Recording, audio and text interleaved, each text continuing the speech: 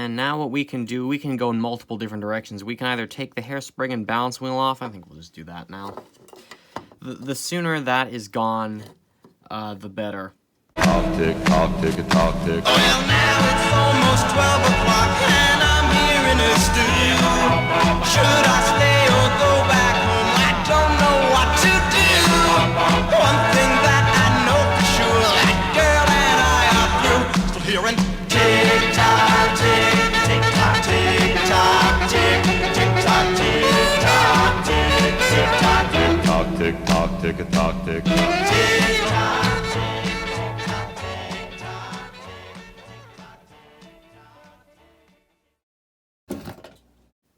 Yeah, the sooner this thing is removed, the better. The longer this thing hangs around in your work environment, the more chances this thing is, well, the chance gets higher that you're just going to bend it. So here's our speed, this regulator, or otherwise known as the speed controller. There's our taper pin, which holds the hairspring in. Didn't mean to rhyme that intentionally, and that just pops out like that. Then you just turn the hairspring one way, or to the left in this case. And I'm going to get a toothpick here as well to prod it out of the hole there. Oh, it looks like we require some prodding. Yes, so people bend the ends of this. I don't know if you can see that in there. Look at how that's bent. That's not, oh man, when people service these things, a lot of the time stuff got bent up for no apparent reason. And also when you're doing a bend like this, or trying to pull it like this, use minimal force, because then you'll just screw up the coil. You'll screw up the outer coil's shape. I don't like bending from inside the hairspring generally. I don't recommend it. Let's see if we can actually get this crazy thing out of here. Let's see. Look at where that is. Oh boy. Every time. I can actually pull it back, turn the wheel backwards, and push it through. Oops. Hopefully that straightened that out a little bit.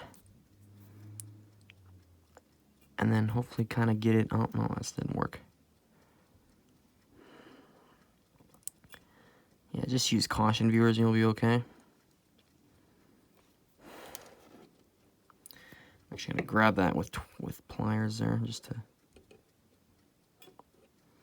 Actually, you know what? That's too big of a risk. And also, you should use tweezers for something like that. Oof. I don't know what I was thinking.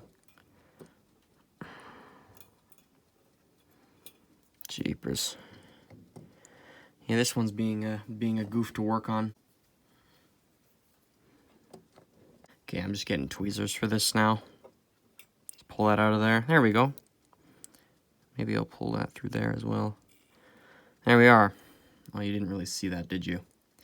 Okay, well, when pulling on hairsprings and stuff, be very, very gentle. Because, as I said, you might screw it up. And then that's a whole nother mess you gotta deal with. And now, you can just unscrew this wheel, or unscrew the screw here, and lift it out. And we are, yeah, okay, we actually are out of the regulator. I was just checking. And of course, it's awkward. Make sure I'm actually filming it too. And there we are. There's our hairspring and balance wheel. Let's just check the points on this thing. Do they look fairly good? Yeah, the points on this one, yeah. They're dirty, but they look good. What the heck happened on this side? Oh my goodness. Okay, I hope that's, yeah, that looks like dirt and old oil. Okay, well, we can clean that off. I thought that was like, I thought the points of the balance wheel were just like totally rusted out or something. Oh man. No, thankfully that is not the case on this one. And I don't know, with the amount of dirt that has on it, we might end up taking the hairspring off. I'm not entirely sure. Once again, take this stuff kind of case by case and kind of figure it out as you go. And you'll get along just fine that way. So now generally what I like to do is have the movement in between a couple of wood blocks so the gears on the front can stick through the motion work. And just kind of use a double pliers method to get the time setting knob off. You take one, this is a lineman's, actually, you know what, I'm not going to use this pair because this has these weird edges on it. This is a Craftsman, oh no, I'm sorry, Mastercraft Sears plier here. Not that it's bad, it's just got those goofy edges on it, so I like the Husky edges more because they're less exaggerated and they don't get in your way when you're trying to do this. So you get that under there. Don't break the arbor in half. Okay, that was a little more hectic than I'd like it to be, but that's the basic idea. I'm sure you can do that more in sections, like where, here I'll just show you, like where you kind of do one push up and then another push and another one until it eventually comes off. Don't just do it all in one like I did. Yeah, it's once again case by case. There seems to be minor differences. Well, also this movement seems fairly dry and crumbly, so no wonder this was kind of stuck on here. Anyway, we've got a washer here. That's for dust protection, and a spring to push that washer up. So that isn't very interesting, but anyway, now we've got this. Do we do that again, Greg? No, we turn it backwards. We've got the alarm. This is the alarm setting knob. This just unscrews like that. I kind of wish they all unscrewed, but can't have that. We've got a washer here. Or that's not, I don't know what kind of washer that is. It's like a C-clip, actually. Oh, that just fell off. Where did that go? Okay, this is a C-clip-esque double D shaped washer here, and this is for the alarm tension. So you're going to want to keep that. That's the first thing that goes on right after the knob. We have another one. Is this another one? Let's see. Oh no, this is just a regular double D. Oh wait, maybe it isn't. No, I think there's two of these. Huh. Either that or that's a line of grease. Actually, no, that's a line of grease. Never mind. Yeah, this is just a regular double D shaped washer. And this all works just because it's double D because that's just the shape of this very lovely blue steeled arbor here. And then we've got the star of the show here. We've got the main tension nut, which controls the tension. And if notice, this is all going to start coming out of here right away. And there's also another double D. Where is it? There's a double D behind there as well. There, I think you guys can see that a little better. There's the double D washer there. So this is why I'm paying very close attention to which goes on what way, because if you don't, then things aren't gonna go back together the right way. And this has a bevel in the bottom, so the bevel side goes down. This flat side goes to the top. And we've got another double D shaped washer, I believe. What is this? Yeah, this is just the same as the other one, I'm pretty sure. Yeah, I think these could both go on the same way, or, you know, interchangeably. Then we've got half of a leaf spring here. They've cut the other side of this off. Interesting. This is what gives the entire thing its tension, right next to the main tension nut there. So it's really the leaf spring and then that, and then all the other stuff is just so it doesn't catch on itself and all kinds of other things. Anyway, now with the alarm washers and everything out, we can just pull this out and make sure, and we'll just give this double D washer a bit of a kick with the arbor here. Make sure it falls. Usually these things are stuck on with oil, so I'm just gonna knock that out right there. There we are. There's the big washer. I think this has, oh, this is double D'd as well. Yeah, they're all double D shaped washers. They've all got, notice, and what if you don't know what that is, notice they've got like that shape in there. It's not really a D. Actually, why are these things called double D washers if there's no D? I don't know. This is what I've heard, but anyway, just make sure all these washers, I know it looks kind of confusing all in there, but this is all, just make sure you don't lose any of that and put it all back together the right way. And then now this just pulls out. And we've got our alarm setting finger, no goofy pressed on. Well, this is pressed on, but we haven't got any goofy things we have to hammer back on or nothing like that. Nope, we've just got, this is just plain and simple. So that's not complicated there. Now we've got just the gear train. Oh, well, we've got this on here as well. I guess we'll take that off. This is our alarm. Actually, there's two different springs in this mechanism. There's a leaf spring, and then there's this spring. This is the trip spring for the... I think where does this hang through? This goes through this window here, which interacts with the hammer, probably. And I think this would interact with the hammer. Anyway, that needs to be cleaned. All this stuff. Don't lose the screw for that. Actually, I'm going to put all of the alarm setting stuff in here. Keep the screw in there. This is kind of obvious what this is for, but I'm going to put it there anyway. And this. So that's all our alarm setting stuff. And as you can see, I like to keep very organized, as I've said. So now, we can use a nut driver and take these nuts off of the movement. And before we take the nuts off here, once again, there's the date code. Let's just have a look at how this gear train actually works here. So, first off, this over here is called a Canon Pinion. And this just, well, it keeps the center arbor, this whole shaft here, this whole thing, this keeps this on. And it also drives the motion work, which is this gear and also the alarm setting gear, and also the hour pipe, and the all this stuff here, this here, and then that fun gear that we had to deal with, with the hour hand, not the alarm hand, mind you, the hour hand, and this right here, I'm pretty sure this is the minute hand shaft technically. Pretty sure the minute hand fits on this just directly, but anyway. So this Canon Pinion, a lot of people choose to leave it on. I actually know how to take it off now.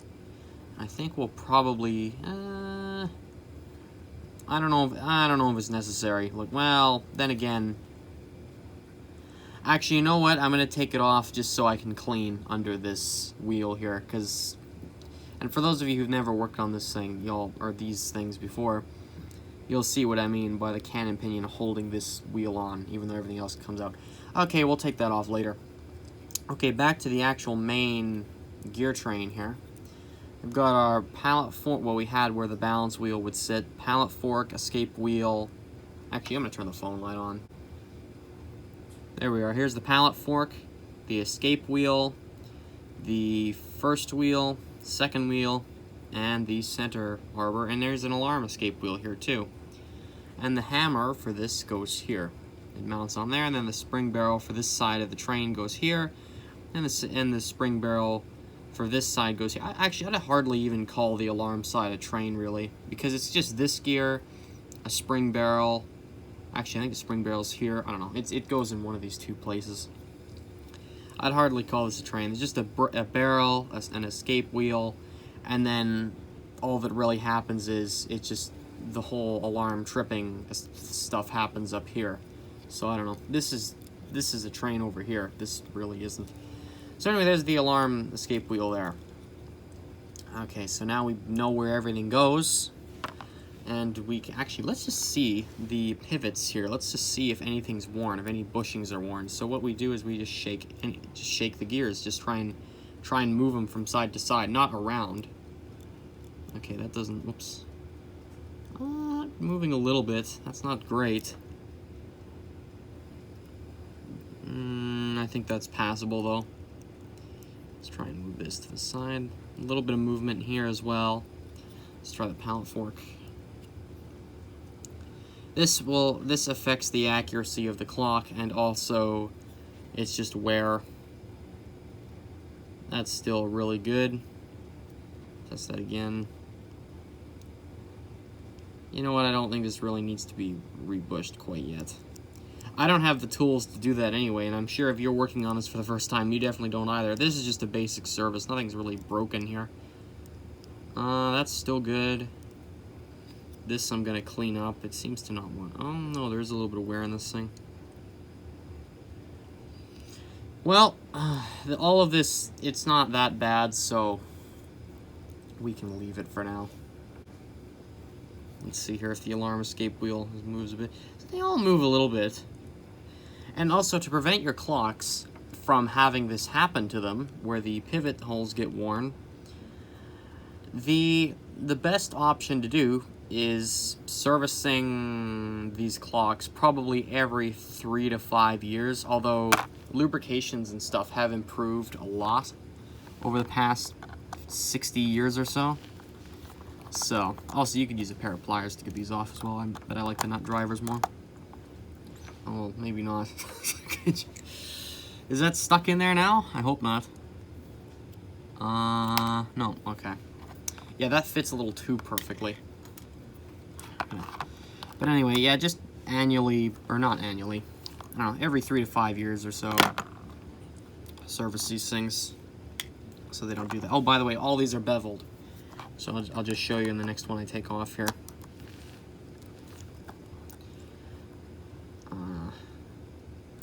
Oh, here we go. Yeah, here's the bevel there, so keep the bevel side down.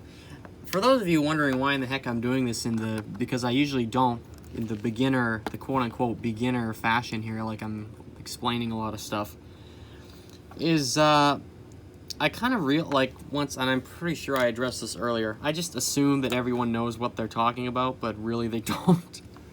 And then again, you could say that about me too. I don't know entirely what I'm on about all the time either. There's the top plate. That needs a clean. And here's the gear train. So anyway, yeah, I act like I know what I'm on about all the time, but that can be debated to a certain extent. I don't know everything. Okay, and then there's the pallet fork comes off. Or no, whoops, well, I guess that just fell off. There's that. And this is why it's also great to video record. I'm sorry. This is why it's great to record this stuff as well. So we can actually, oh, maybe this doesn't want to come off. Oh, this is being, okay, there we go. And we'll take this off now. This whole Canon Pinion, see, that doesn't want to come out. Anyways, back to what I'm saying. Why is Greg doing this in a beginner fashion? If you watch any of my other videos, you'll know I don't talk like this generally. Well, once again, oh yeah, and this comes off as well. That there. Once again, I assume everyone knows what they're on about, but we don't, and there's a lot of beginners in this, so you can take all the stuff you've learned here and apply it elsewhere. So I'm going to try and do a healthy medium. I'm going to try and talk like you've never done it before, and I'm also going to try and talk like you have, just trying to halfway there. I mean, this stuff isn't that complicated to understand, really. At least for me. I don't know about everyone else. I know, right? What a brain Greg is. So now we've got our oh, why am I having a trouble? So now we've got our gears and the top plate and bottom plate and everything. Spring barrels, don't need to clean that. Stuff from other clocks, don't worry about it. All this here, the winding keys, and this stuff over here, which we don't need to worry about. So really all the stuff we need to clean is here, and these as well. And oh, by the way, we haven't taken these apart yet, so we'll do that right now. Some cheaper clock movements, sometimes they've got very sharp edges on them, and I have this pair of Dakota, what have I got, Work Pro series gloves here, just so I don't get cut on anything and whatnot. And springs are somewhat sharp, but well, that, I guess it depends how fast it's moving, isn't it? If you just yank it out of the barrel like this, then it's going to explode in your face and go everywhere, but that's not what we're going to do. So anyway, this is just so I don't get cut, just in case. Okay, so we can just pull it out somewhat. Like, the key is to maintain control. Grab a few coils. This wheel doesn't want to come off yet, that's okay. Just really like this. Depends on the size of the spring. This is a lot smaller, but it's better to do it coil by coil, like this. And I'm pretty sure that's almost out. Yeah, it is. There we are. And so it gets your gloves dirty, so make sure the gloves are probably specifically for the dirtier movements. It always helps to have two pairs. I know this comes with another pair, but I'm using it for something else. Anyway, and then there's this wheel here. Actually, we'll take that off after. Here's our spring barrel. Dirty in there. I like spring barrels because you don't have to mess with this. Oh man, they're so utterly convenient. They just are. You don't have to fiddle around with the spring. It goes in here and you don't worry about it. I mean, look at how neat this little package is. Whoops, as I throw it across the room. Take this one out. Oh, that wasn't quite what I wanted. The gear just popped out. Oh, I think that's the time side. Yeah, that is, I believe. Or I'm actually, you know what? Forget it. I'm not gonna. I don't know. Now that I'm looking at this, I don't know for sure. And I've just, whoops, we just kind of created a little bit of a weak spot there. I mean, that was bent down as you saw when I took it out. I don't know. I think that's still passable though. If the spring snaps, eventually it snaps. You can just modulate. I mean, this movement is so modular. You can just take this stuff out. And of course, here is the great wheel for this. And let me just get it off here. And that just hooks on, by the way. You can, maybe you can't see. Where can I grab this? Oh, well, I guess that works. Anyway, here's where the hook is. And here's our alarm spring. Wait, no, I think I've got this backwards. Okay, whichever one of these is which, I don't know. We'll figure it out later. Anyway, so there's all our pieces that we need to clean up. So how are we going to do that? So what I like to do for cleaning movements is throw everything into this red Rubbermaid container full of Simple Green. And for those of you who don't know what Simple Green is, it's this non-toxic cleaner for degreasing and whatnot. And I've got it, I think it's diluted. I'm pretty sure that's the right way to pronounce that. With water. So I've got an equal amount of Simple Green in there and an equal amount of water. Now, you know, I throw all the parts in there. I scrub them with toothbrushes and brass wire brushes. And this bin here just keeps all the liquid contained here so it doesn't go all over my work table. And then maybe after dunking them back in, scrubbing them, dunking them, scrubbing them a few times until I'm satisfied, I throw it over here or whatever, and then throw it into this other container, which is full of isopropyl alcohol, which gets all the water and Simple Green off, because you know these parts would rust if you have them in water. So that's really what I do. But I've also got another thing involved in this as well. Now, if you're doing this for the first time, you definitely will not have one of these. This is an ultrasonic cleaner. And what I do is throw all the parts into the red container there, run them in the ultrasonic cleaner for half an hour, take them out, dunk them, take them out, you know, do the dunking thing and the scrubbing thing for when that's done, and then rinse them off in the alcohol and then let them dry off. This cleaning method works without the ultrasonic cleaner, but this thing does a lot of the work as well. So this just makes the whole process a lot easier and a lot faster. Now, how ultrasonic cleaners usually work is you put your cleaning solution in there with the parts and away you go. Well, I've got a bit of a quote-unquote hack here. I've got this thing filled up with water. Then you put the bin in the water and it just sits on. That particular container, it's a Tupperware. It's so perfect for this ultrasonic cleaner. It just sits on the sides here. Then the actual parts itself are still in the water. And then obviously the ultrasonic vibrations, they go right through the container and they clean the parts with the Simple Green. And another great benefit of this method is you use less Simple Green and you don't have to clean this thing as much. Although this thing kind of, I don't know, I should really clean this here right away. This is a COZ ultrasonic cleaner here, and if you watch my first episode of the GPWS, then you'll see me actually picking this thing out. Anyways, let's throw all our stuff in here now. So we got that off. Let's throw our mainspring, barrels, and all that in there. And really, if you're recording this and taking pictures of things, you can just look back and see what goes where relatively easily. So I'm not that concerned with a lot of where this stuff winds up in the solution here. Just throw this in, this stuff, top plate. Don't throw the bottom plate in quite yet, because there's something different. Oh shoot, I didn't take the Canon Pinion off yet. Okay, I'll just throw this stuff in here, and then we'll do that, and then we'll throw it in. Where's the alarm mechanism? Oh, here we go. This stuff I'm going to keep in a separate container. Some of you may have seen this XL gum container before. This is just, once again, for keeping track of all the little bits that need to be cleaned, and I don't want to lose in the solution there. So there's that. I think the screws, I'm gonna bother cleaning the screws because I think it's kind of redundant. And yeah, okay, now we've got the top of this thing on. This thing isn't watertight or liquid tight or whatever, but that's okay. It's just gotta sit in there and get all cleaned up and whatnot. Now, as for our Canon Pinion here, as you can see, there's guck under there, well, maybe you can't see it. There's grease under there, and that can also help inhibit the movement from actually running.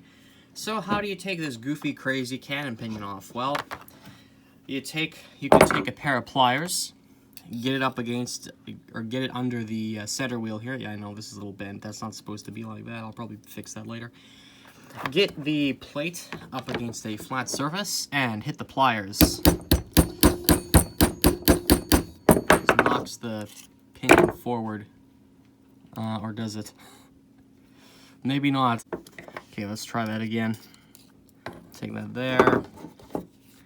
And go to town.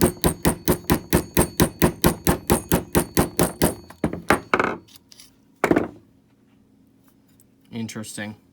Okay, try as I might here. Me getting this off isn't being very successful. I'm just hammering it into my table here. And also be sure to use a hard but also soft surface so you don't damage the end of this, because the minute hand goes on there. Yeah, this doesn't want to come off. So what do you do, I guess, on that front? Okay, I'm not having great success with this, so really, it's one of those things you can kind of take or leave in most cases. I mean, I've done it plenty of times without taking it off, and the clock has ran fine after, so we're just going to leave this alone for now unless there's some great idea that comes up. And okay, now we'll throw it into parts, but first off, I like to hang the balance wheel, if I could find it. Anyways, what I like to do with the top plate is I like to hook the balance wheel around it in the cleaning solution, like that. So this just all goes together, and actually even better, in this case, I can just hook it around the center arbor and just have it in there together like that, so the balance wheel doesn't get misplaced, and I'm not in the solution later with my pliers, you know, going around in there, and I accidentally, whoops, I just rammed the pliers through the hairspring. Whoops. So now we'll just throw that in there. In you go. Now what I like to do is just throw these digital clock parts. I'm pretty sure this is a transformer right here. These are just scrap parts here. I just throw them up here just for weight. Now we'll put it in, and keep in mind this is electric. There are actually mechanical ultrasonic cleaners, interestingly enough. But anyway, this isn't one of them. And yeah, we just throw it in there for 30 minutes. So I'll continue the cleaning process in the next part. And yeah, I hope to see you guys there.